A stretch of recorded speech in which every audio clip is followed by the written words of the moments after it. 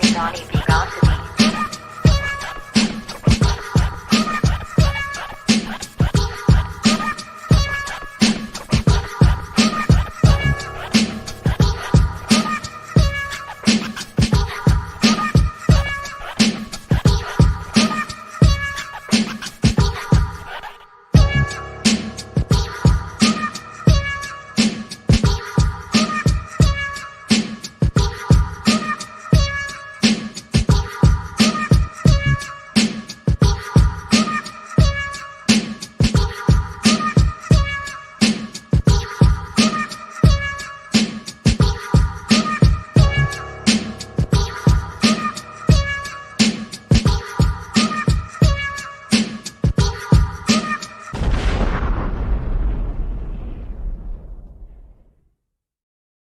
Good evening. Happy June 1st, everybody. It's Donnie B got the beats. We live on the beat. You already know what time it is when you hear that beat bang, man.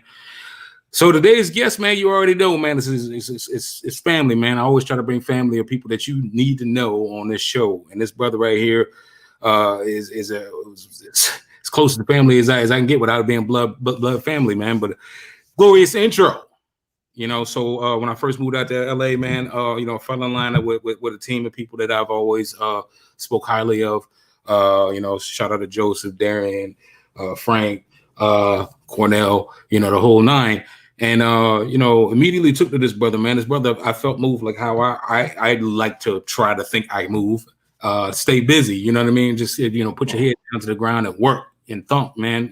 Create ideas and move landscapes, man, paint pictures. And I was always taken back by this brother, and he was always mad humble in his movements as well, man, which is another thing that was really, really cool to really just be in this brother's space and even bounce ideas off of. I like people with high IQs and and multiple skill sets. So again, my brother here, man, known him for as long as I've been in LA. For those that don't know, it's been going on 6 years, man. Still strong, and I now result of due to the COVID, I'll be following this brother like a fan now because he's doing real big things out there. But shout out nonetheless. And say hello to my guest, CEO of Wardrobe Galaxy and Kharma's Revenge, Cornell Miller. What's going on with you, bro? Appreciate you, brother. I'm good, man. Appreciate you inviting me on the show. Hey, no problem. Like I said, man, I try to get people on the show that people need to know, man. I mean, there's people out here who's really, really putting in the work, and you one of them people, man, for sure. So, definitely had to get you on. So, first of all, how you been, man? I ain't seen you in a month of Sundays, man. What's going on with you?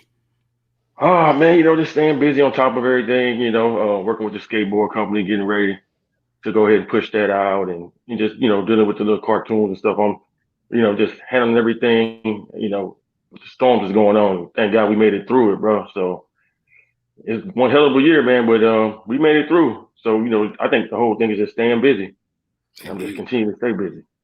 Indeed. And where are you at now? I mean, like I said, you be traveling like Kharma, San Diego, man. You in LA, you in Detroit, you Atlanta, what?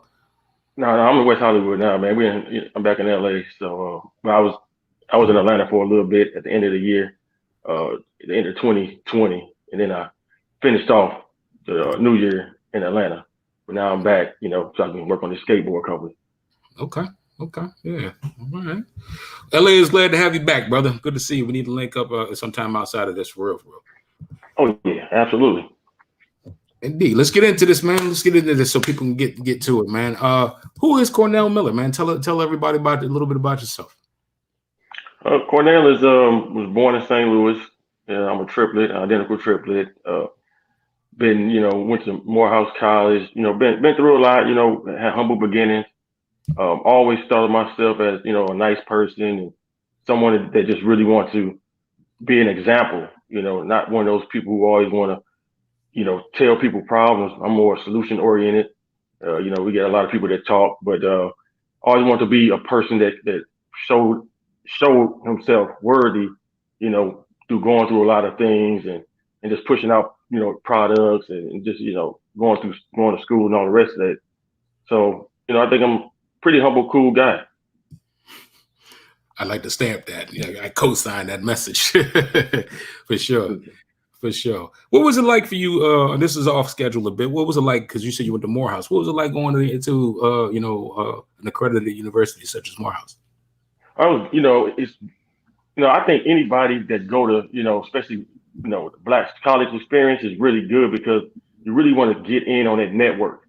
I think networking is the most important part of college. Just knowing folks. I wasn't, the most book smart person, you know what I'm saying? But, I know how to use resources to get where I need to go and use people to learn things, on a micro and macro level. So, that Black college experience was one of those, and just being around people that looked like us and, sound and talk like us. It was just good to be around that. And then it was in Atlanta. So Atlanta was, one of the biggest cities in America, used to be known as Chocolate City. And just to be in that city itself was something you can't even pay for, man, that experience. Right. And speaking of which, I know Atlanta has to be like, bursting at the seams right now with, it's got to be like overcrowded right about now, right? Man, it is. I think so, man. Atlanta was never I don't think Atlanta was built to be the size it is now, especially the Atlanta city. And right. I just think it's really exploded. The population has exploded, but in a good way. You got a lot of progressives down there that are, moving that entire state forward, not just the city, but the state forward. Indeed. That's awesome. So you already mentioned it as far as the places that you've been. What were, growing up in, what was it like for you growing up? Like, where did you grow up that you want to, obviously speak on, and what hurdles did you have to jump over in order for you to, break out and become the person that you are today? I grew up in St. Louis, where, it's really a dynamic city because, even growing up now, you know what I'm saying, and for the kids that's growing up now, you have a crazy racial divide that's still there, and you got a horrible, violent crime.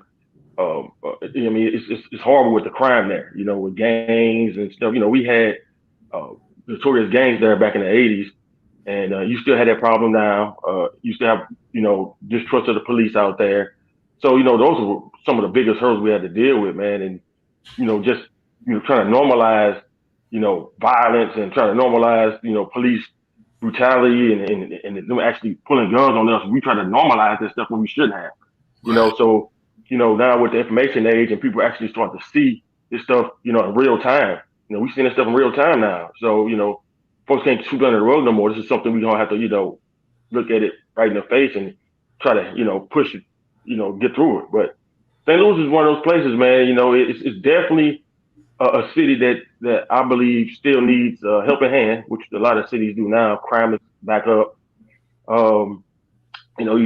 got, the police are still out there and shooting innocent people and terrorizing communities in which they don't even live in. So, those were definitely the most, major hurdles they had to go through in that city. Let me ask you this with regard to all of the stuff. I mean, you're telling me regardless of all of the press that's been going on with, all of the, the stuff that's being exposed about police, they're still acting business as usual out there? Yep. It's a lot of progressive politicians and stuff that got in office, and these St. Louis unions, they're trying to push them out. People don't want to see change, man. People, like you said, people want to see business as usual. They don't want to see, the population, which is flipping. You know what I'm saying? So we got to do stuff based upon what we're, based upon what the population looks like. So you got a growing Asian community, a growing Latin community, growing African American community, and they still want to, downplay these people and look at them as, second class citizens and stuff like that. And they don't want to change. So powers that be don't want to shape. They want to, stand firm on what they're doing, and it's a mess. And that's why it's a lot of friction in those political realms right now. Indeed. Let me ask you this, and again, I don't want to be creating any scuttlebutt off of this question, but you're a traveler like I'm a traveler, and I've always been kind of one to just not necessarily. I don't necessarily fear anybody, right? I just kind of just do me, and if things gonna happen, it's gonna happen. I'm gonna defend myself to the best of my ability, but I do not shake in the moment. At least that's I'd like to think I don't. But there hasn't been too many places I've been to I actually was concerned about my well-being, except for East St. Now, because I had a college roommate, shout out Hot Dog, his name was Kelsey, from East St. And I got the opportunity to go over there, and that's probably the only place that I've ever really been where I was just like, okay, I felt actually uncomfortable being scared. Yeah. I was just uncomfortable. Absolutely.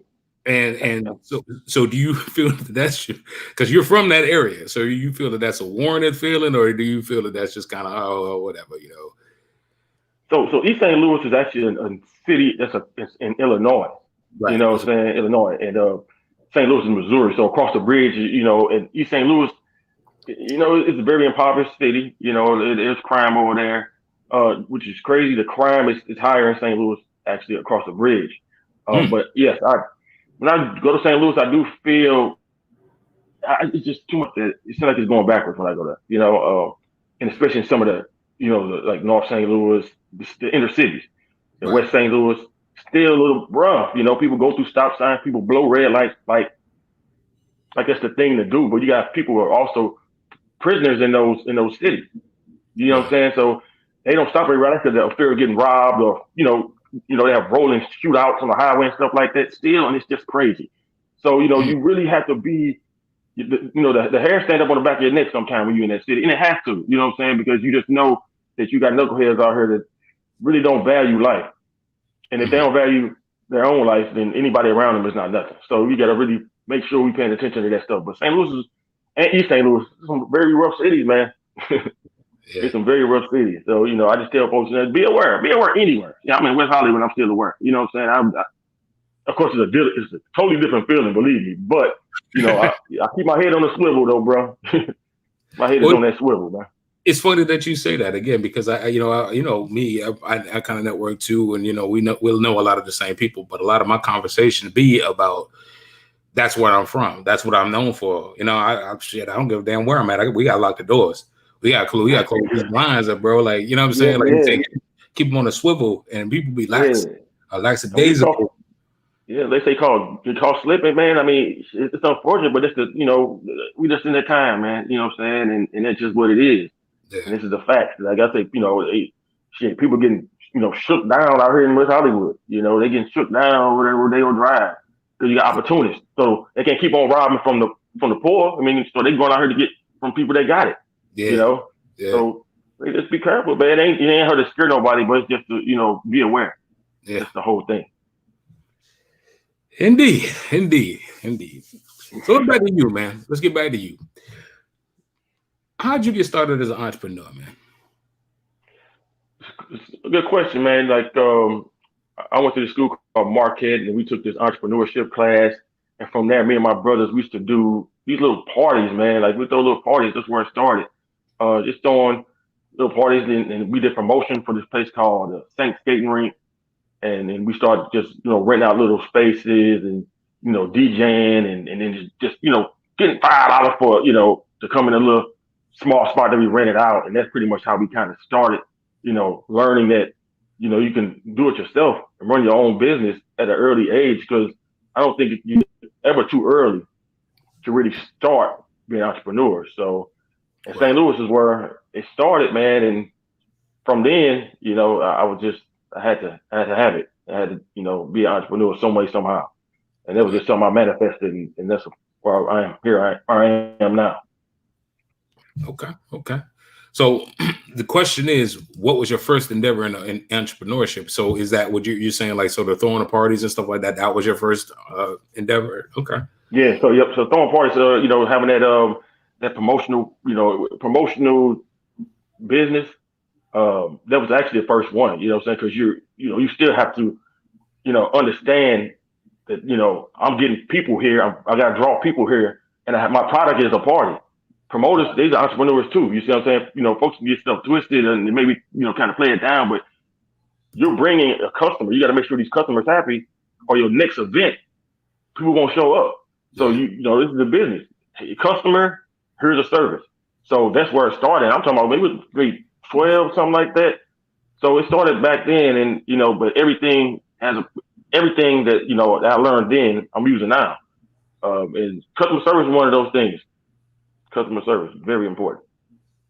Indeed, indeed. What would you say at the height of your you throwing parties and stuff? What was the head count that you've had at any of your events?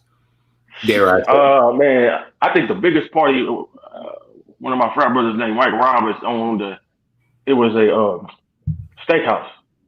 And it was like the end of the year. I think we were going to college at that point, heading off to college, and it had to be, man, maybe a couple thousand people at this place, and where they looted a shell station that was next to it. We had like Larry Hughes and all these guys and pulled up. This was in high school, mind you, but we had everybody in the city practically at this place, and it was jam packed. You hear me? But it was crazy, man. They eventually, oh man, it had to be a couple thousand, bro. I mean, we had to shut it down. The police came and shut it down. That's how many people. It was just madness, man. It was madness. But we had a blast though. It was one for the books, man. I'll tell you that. Okay.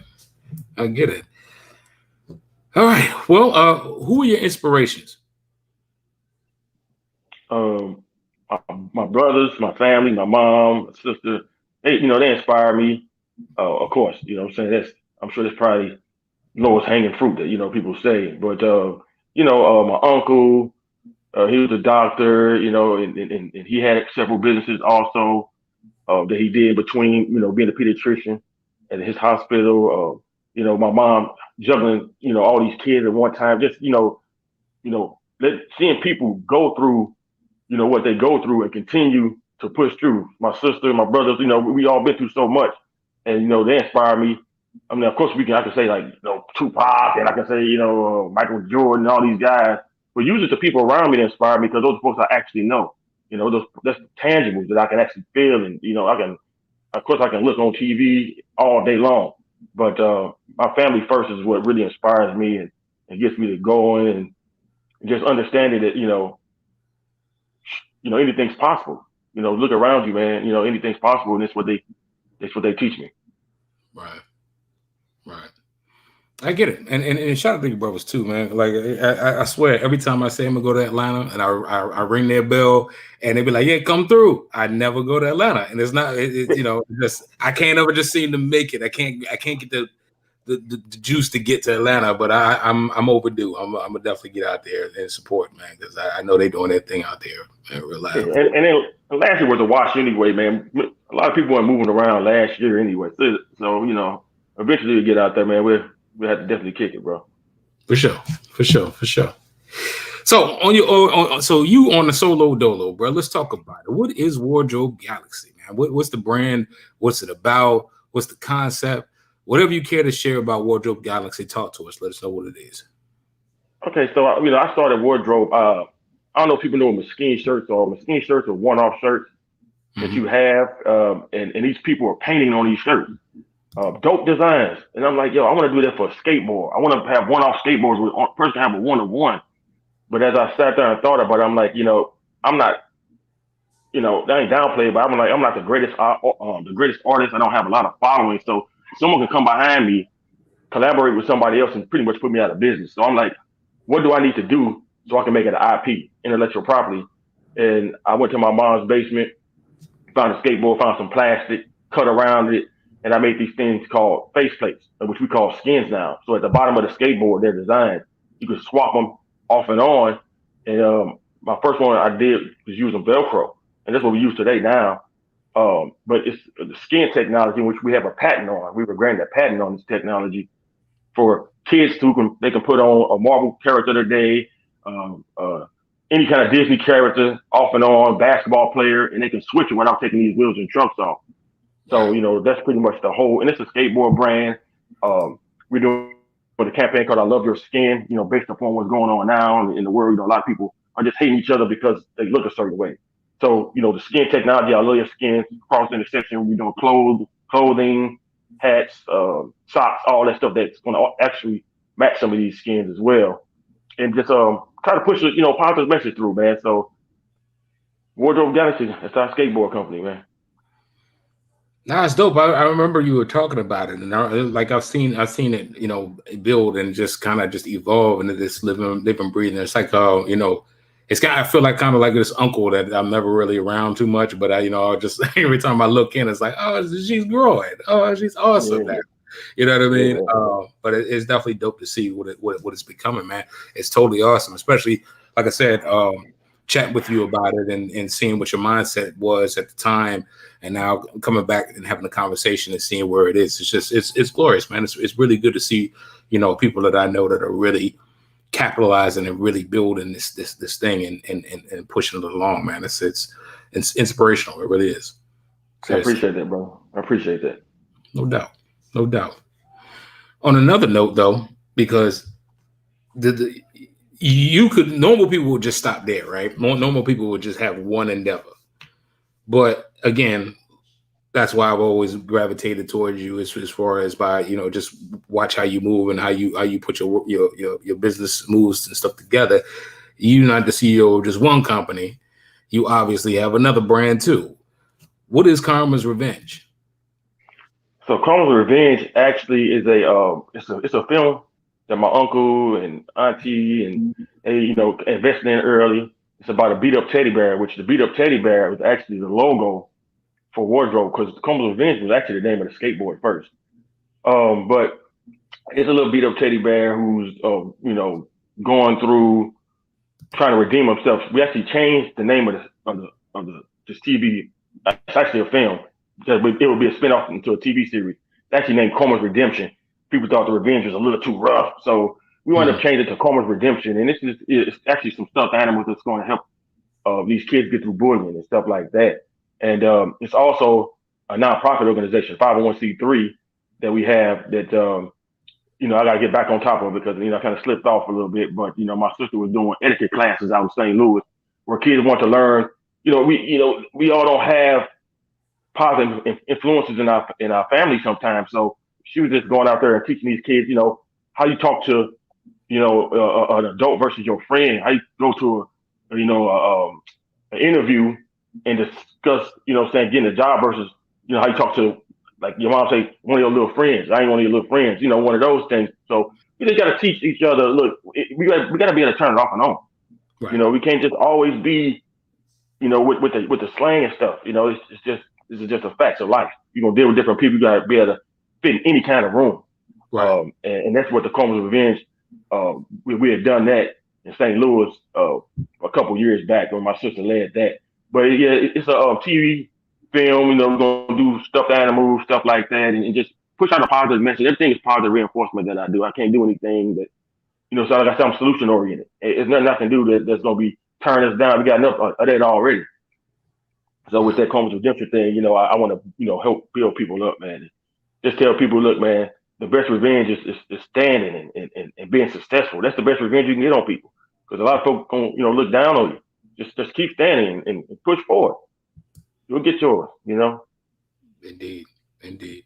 And not to out myself too much, but I'm saying, I felt on times that it was pretty difficult, but I absolutely intend on getting one of them sweaters, man, because them sweaters was smoking, bro, with the little bear on the front. I was like, bro, I got to get one of those daggone things, bro. And when time came, I had to move. Like, I don't even know if you knew I moved and everything, but So yeah, I just moved. It's like, okay, all of this stuff came up, but I'm getting one of them sweaters because that thing was smoking.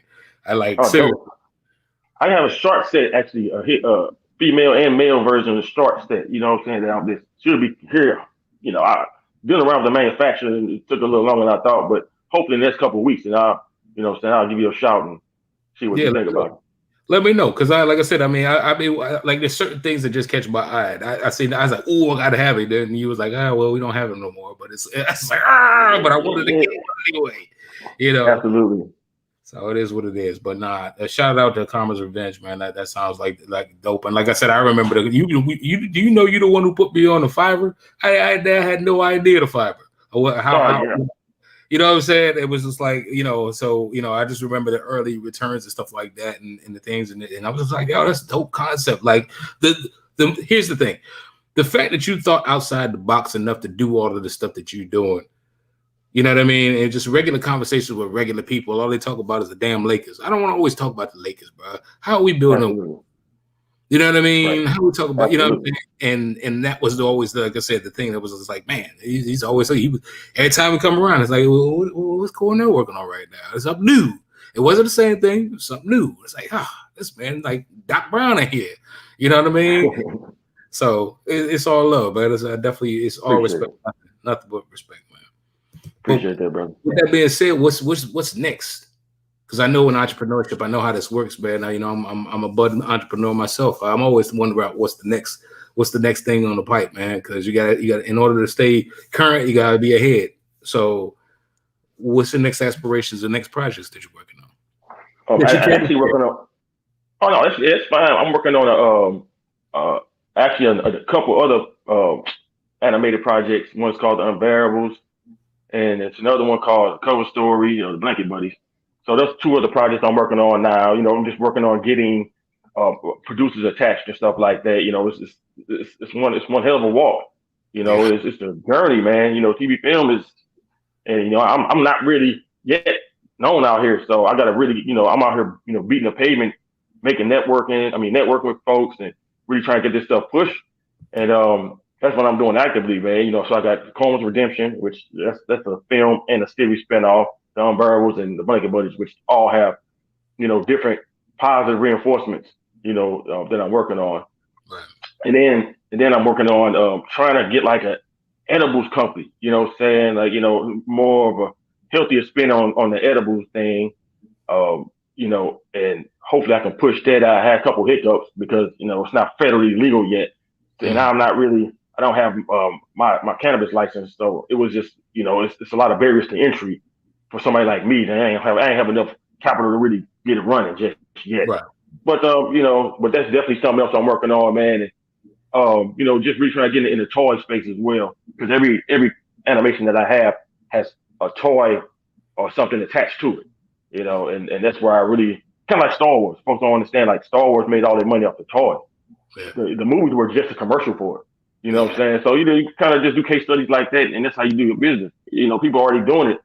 I mean, I ain't saying it's going to be easy, but you can look and study these people and see, look, man, you know, I need to do something that's going to have a product attached to it. You know, because even with Kharma's Redemption, you know, the bear skates. So, you know, we putting product placement in that Kharma's Redemption film. So we'll have a skateboard in that film, you know what I'm saying? Depending, you know, hopefully, you know, the directors and stuff allow, you know, but you're hoping that's a part of it. It's so, you know, it's a bunch going on, man. Just staying busy, and as busy as possible. That's the key. Hey, man. I love it, and like you said, and that's again when people open their mouths, you get to understand who they truly are, right?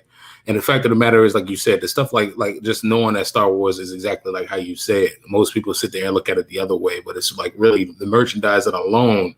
Like George Lucas doesn't have to do anything for the rest of his life. His kids don't have to do anything for the rest of their life, just off the damn toys.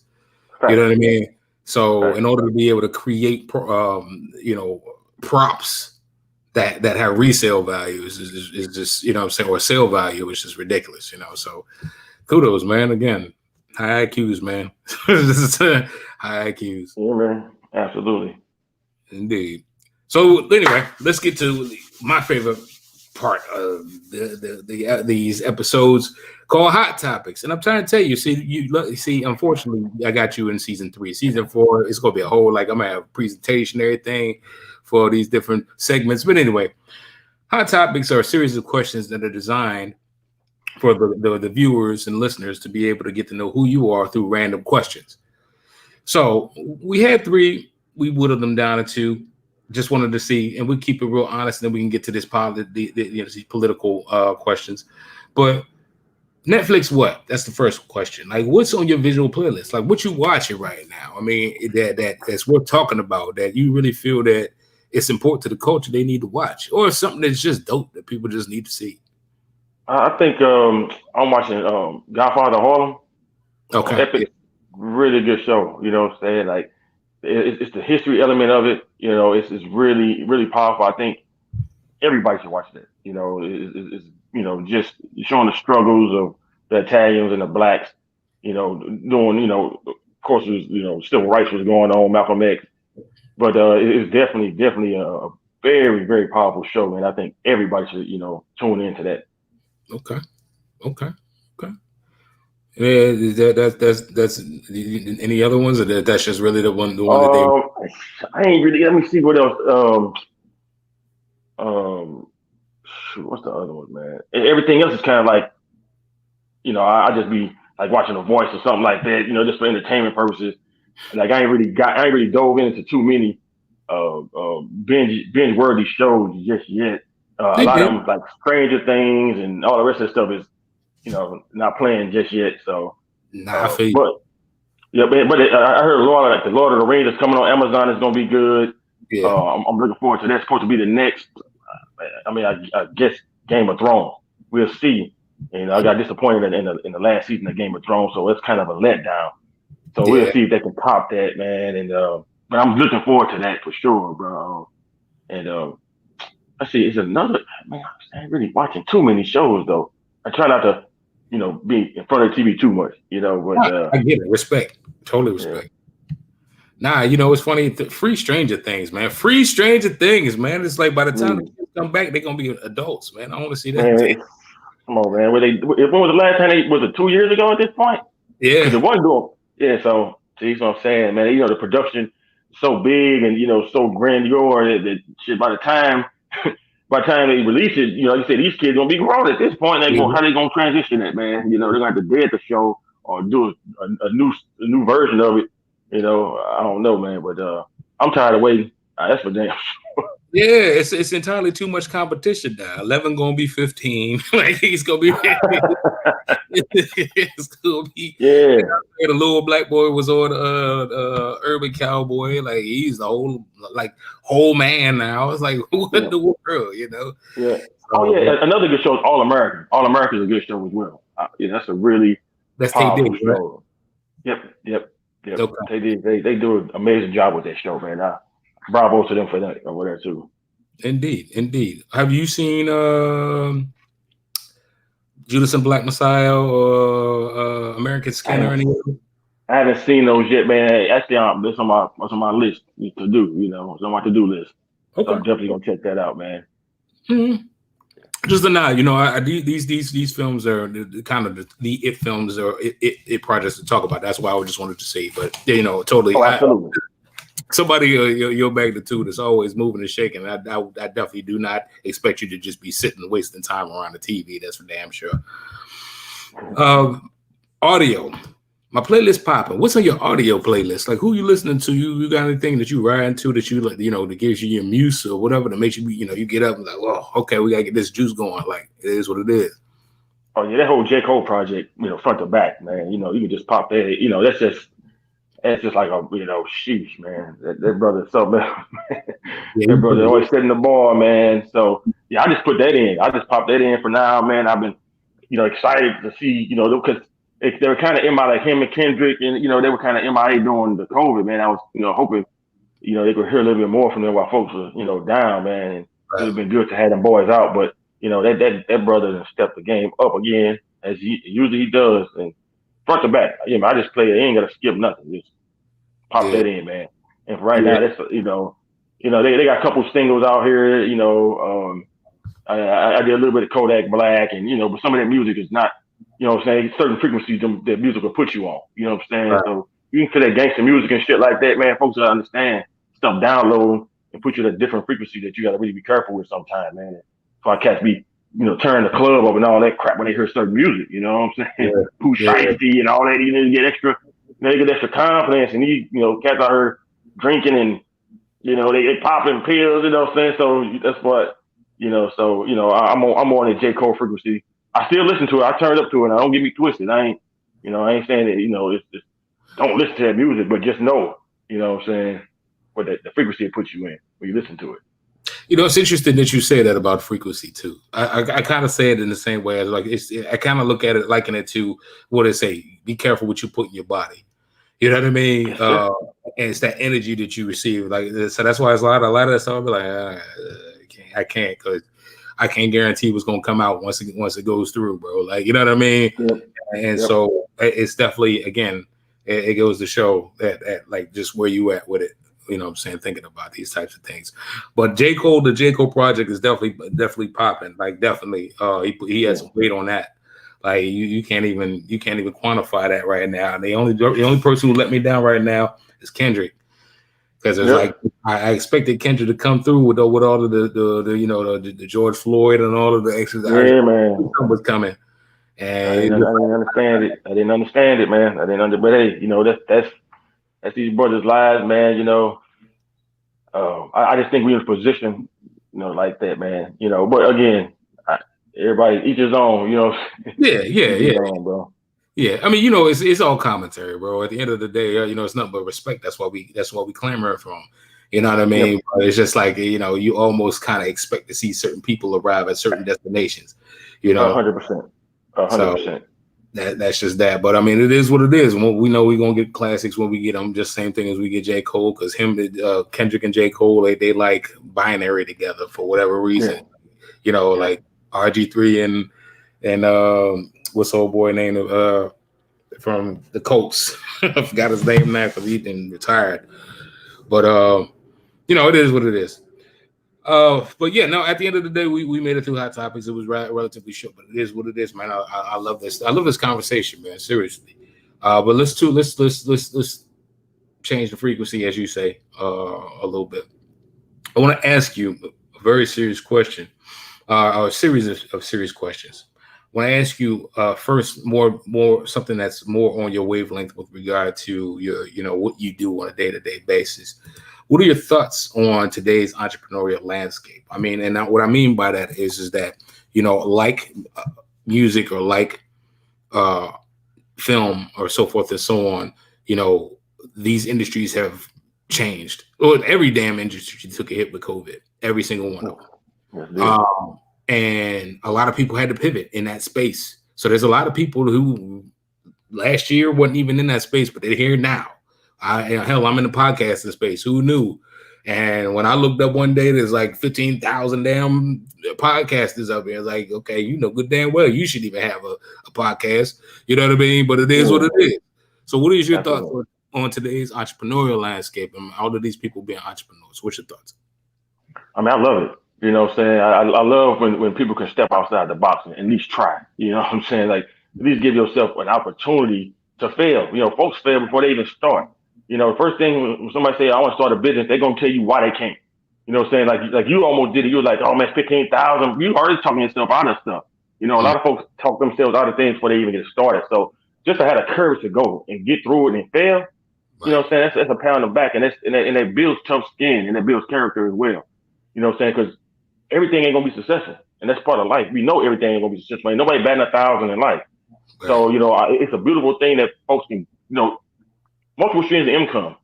You know what I'm saying? If you're gonna make $10 extra, you know what I'm saying, send a popsicle or something like that, then cool, do that. But learn. I mean, you can have your 9 to 5. Like I say, the way to financial freedom is multiple streams. You gotta do that. So, and with entrepreneurship, it allows you to do that. Whether you're flipping a house or hey, maybe like you say, go on Fiverr and start doing things on Fiverr for a couple of dollars here and there. So that's an entrepreneur too.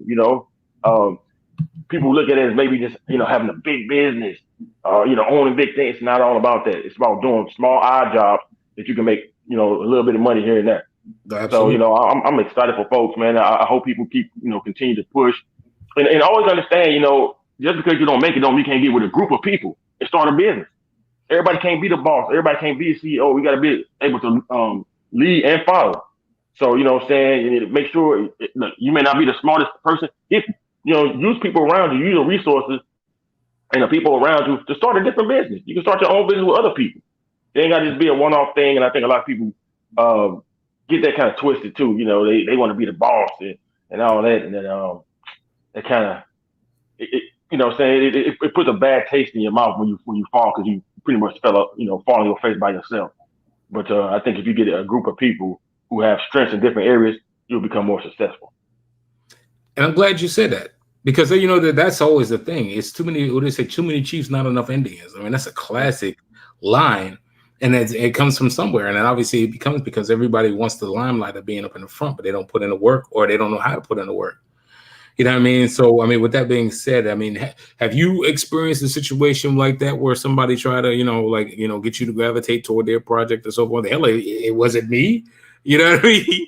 Was it? Have you ever had a situation where people try to pull you in and be like, you're like, probably not, cuz. Man, it's almost every day, man. Like, you talk to people and they see, you know what I'm saying, the leadership capabilities and the ability to work well with others. And of course, they want, they want you to be a part of their team. And it makes sense. That's why you got, board of directors and consultants and stuff, because people like that leadership and, and what you've learned. Like, I've learned how to, get copyrights and trademarks and IP and how to, get investors and, to look at your projects and be interested in stuff like that. And of course, folks want to do that, but me, I only have so much bandwidth. You know what I'm saying? I can't do too much, and I don't want to. It won't be fair to the people I'm working with now, my investors now, to jump on someone else's project. And I only have so much time in a day, and and I want to be fair to the stuff I already planted and go back and water those. I'll give people advice all day of how to move and stuff, but just to jump on any and everybody's project, you doing yourself a disfavor doing that. You know what I'm saying? You're gonna spread yourself out too thin, and you know what that leads to. So I just tell folks, man, it's dope that people do that, but I just tell folks, man, just do homework, do a lot of homework, really, get out there and grind and before you start, because of course we all want business partners and stuff, but make sure you've done your due diligence first, your homework first before you can try to pass it on, because if that foundation is weak, it's going to crumble before it even starts. Because people will be like, oh, well, you just want me to do all the damn work. You see what I'm saying? You ain't did your part, but you want to bring me up. So then folks start to feel unappreciated. So, people got to really be careful in that. Yeah. Hey, spoken like an entrepreneur, for sure. Okay. Let's change the subjects a bit. I want to ask you, and this is not something that's I'm volleying towards you. This is just your thoughts as an entrepreneur, as a quantifiable CEO of multiple brands, somebody that has a high IQ, somebody that is very knowledgeable about what it takes to be successful. How do you feel that you have contributed to the culture of Black America? Well, like I say, I like to lead by example.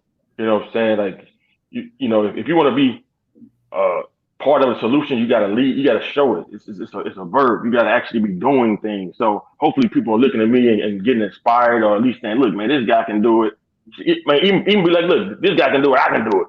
You know what I'm saying? Shit, even if it's that, you know what I'm saying, at a level like that, I just, hope that people can see that, I'm trying to, move the culture into a positive place. You know what I'm saying? Like I said, it's enough poison and stuff out there. We can see it all around us. You know what I'm saying? We got music, movies, and stuff like that. Everything I'm doing is positive reinforcement. And I say nothing against that, but it has to be a balance. The shit should be tipped always at negative shit. Rap music shouldn't be all it's all trap damn near. Like, I get it, man, but words of Lauryn Hills and all of that. We talking about, females talking all this shit all the time, but I ain't mad at that. But the scale got to be tipped, because they looking at us, and when they see that, they get pro. That's like when like I tell people this analogy all the time. When you see a pit bull has been demonized. When you see him, people get scared. You automatically see pit bull, people jump. That's what they're starting to do with Black folks, and they've been doing that for a long time. You know what I'm saying? They program people to fear us and be afraid and all that shit. And that fear mongering is also part that we play. So we got to be able to spin move that and say, look, no, we are more balanced. And I think that's the scale is tipped too far towards the negative, not the positive.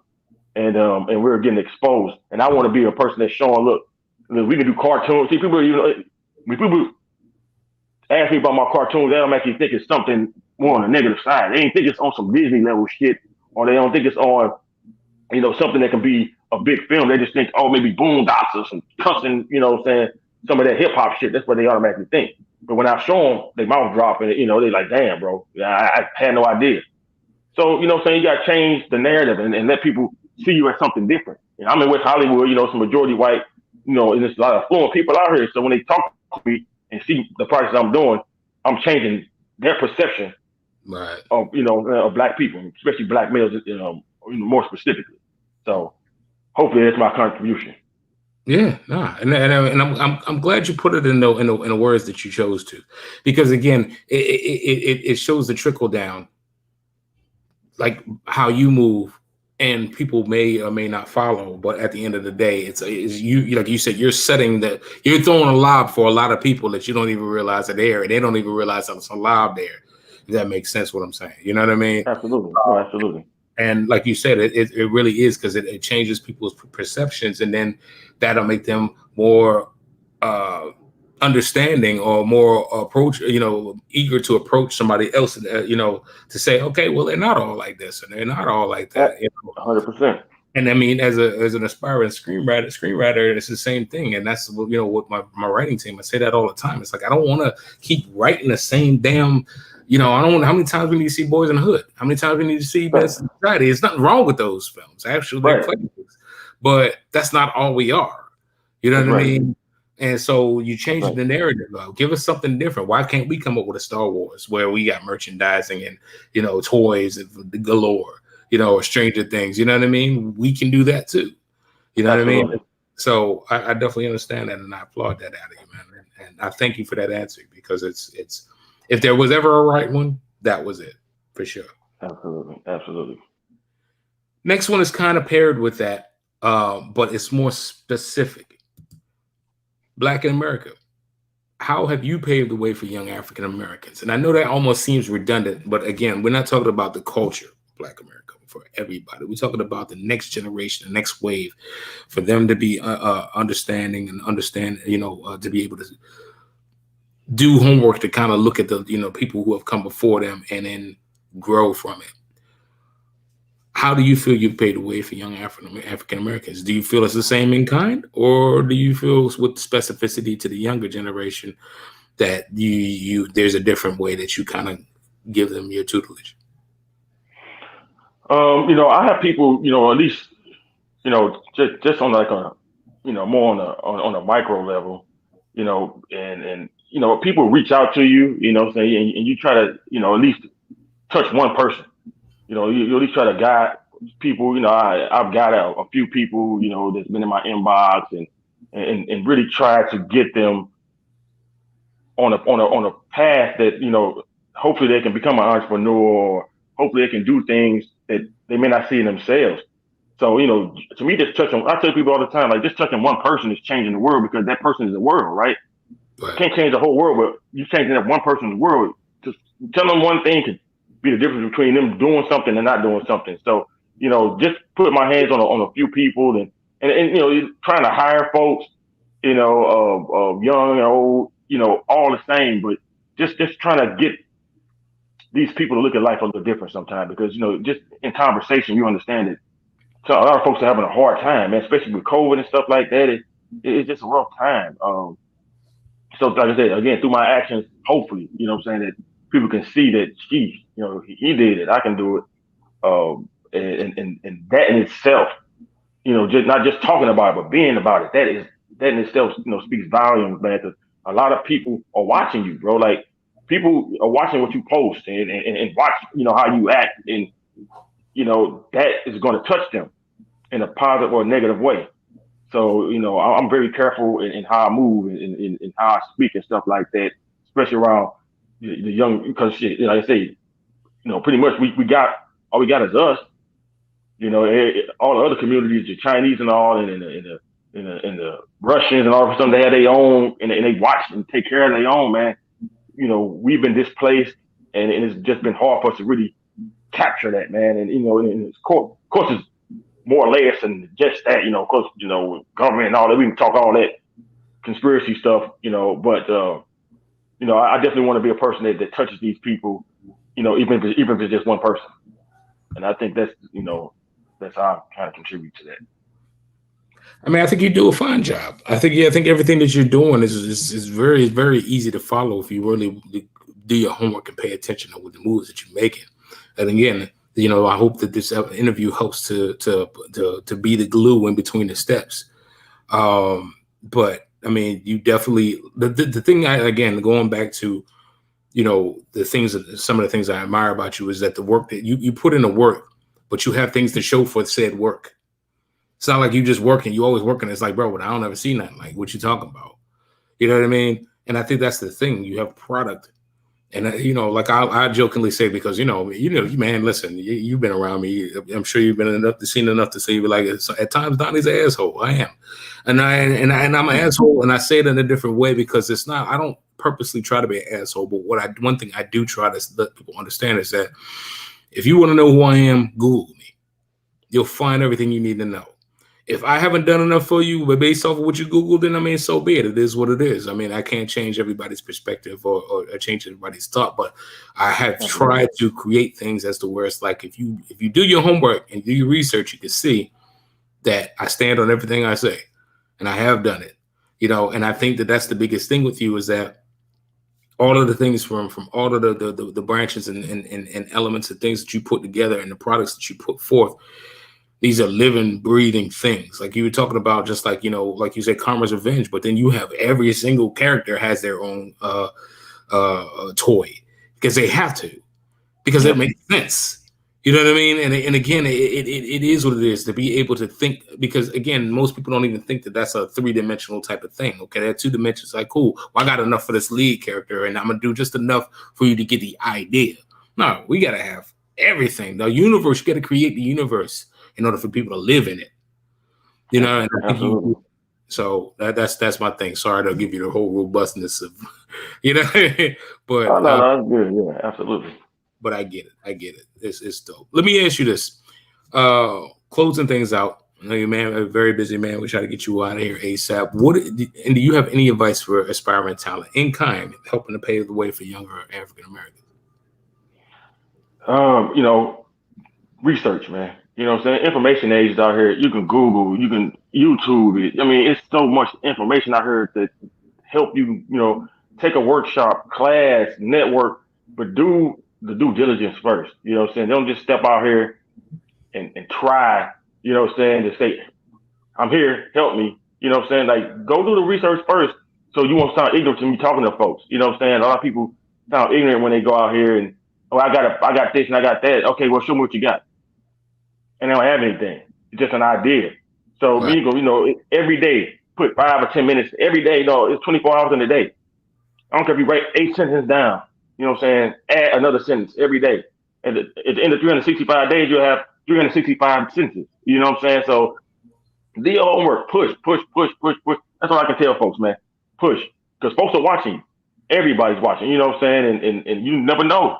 It may be that, because like I said, you can get 1,000 no's. You just looking for that one yes. But they also want to believe in you. Because like I tell people, if you watch Shark Tank, people invest in a product, but they invest in that person as well. So they're looking at you. So make sure that you're on your P's and Q's. Don't just be out here, rolling the dice. So due diligence is everything. Glad you said that, man. I say the same exact things. Like you said, it's all about everybody. You know what I'm saying? Like if McDonald's is the kings and queens of hamburgers, there would be no Burger King or no Fuddruckers or no rallies. Like, at the end of the day, like if it was over, it'd be over. Right. It's not about just that. It's about people want that. They want you.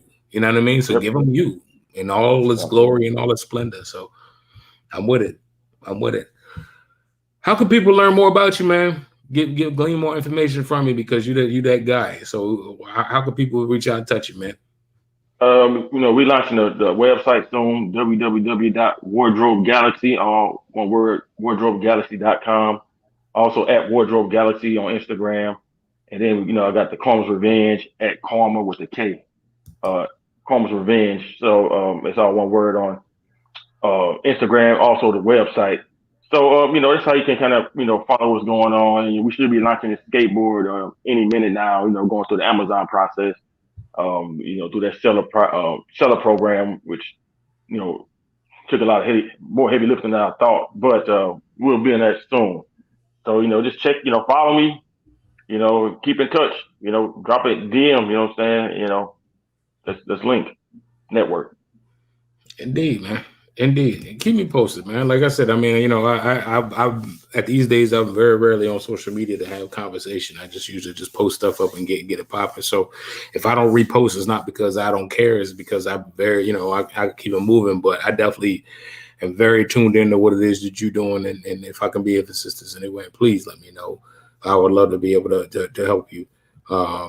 Then at least repost this stuff, and you know what I'm saying, because I mean it just, people need to see what you're doing, brother. Like it's dope, and I mean that wholeheartedly. So you know, just please keep me posted, man. Real loud. I appreciate it, brother. I really do. No doubt, no doubt. And like I said, man, it's June 15th. They're lifting the levies on the COVID, man. When they get up out here in these streets, man, tear it up one time, at least for the summer, Yes, real quick. You know what I'm saying? Yeah, man. I've been outside, brother. I ain't gonna lie to you. So I came, man. So I ain't gonna lie, but hey, you know, we'll link soon, bro.